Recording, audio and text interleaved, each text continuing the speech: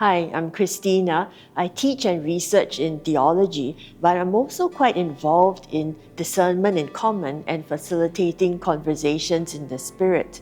There are many videos teaching people how to do conversations in the Spirit, but there are not many videos teaching people how to facilitate a conversation in the Spirit. So that's what I would like to share about today.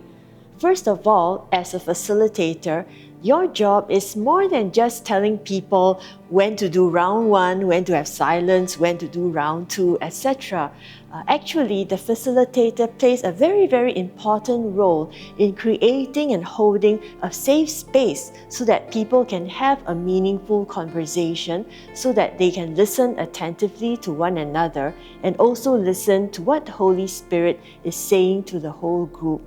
First of all, the facilitator has to coordinate with the people organizing the conversation in the Spirit to ensure that participants come well prepared.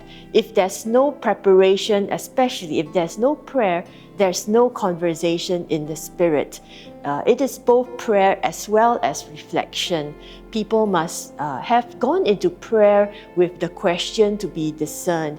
They would have spent enough time discerning and listening to God in their prayer to see what the Holy Spirit is saying about the issue at hand, about the question to be discerned. They have to search their hearts. On the other hand, it's also not just a matter of going into prayer without sufficient material information and analysis. So some people have said that conversation in the Spirit is all about feeling and experience, and it throws away church teachings or guidance from the sciences, etc. That's really not true. Enough background information have to be given to the participants so that they are guided by the relevant church teachings, by advice from the other fields of knowledge, and by some proper analysis, perhaps some background information about the question or the issue at hand. And they can take all these into consideration to pray about it, to reflect on it, and to discern what the Holy Spirit is saying in their prayer and reflection. Then they are ready to come to the conversation in the Spirit.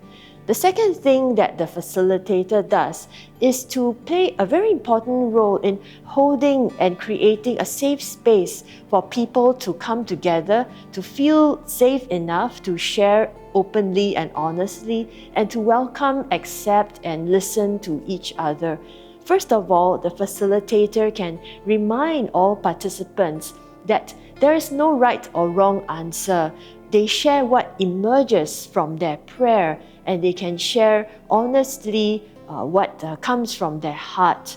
They don't have to worry about whether or not they are sounding intelligent or whether they are making a significant contribution to the topic at hand. The most important thing is to be honest about what emerged in their prayer, even if in a subtle way. The second thing that the facilitator can do is to remind participants to welcome each other with an open heart, to listen attentively to each one, to listen as if it is God speaking directly to each participant from the one who is speaking. It is God speaking directly into your heart. To welcome each speaker with love, knowing that this is a child of God, this is also, the voice of the Spirit, and to be aware of what the Spirit might be saying through this person. There are also several levels of listening that the facilitator can point out to participants before they begin their conversation.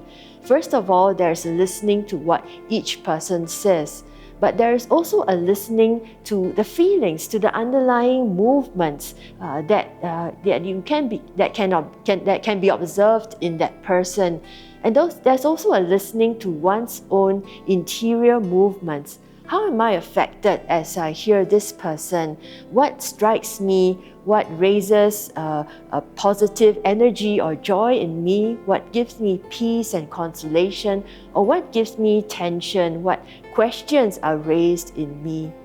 And when everyone has spoken, the facilitator can invite people to go into silence and reflect on what struck them in the first round, what moved them, how they felt, and how they are affected by what they heard in their first round.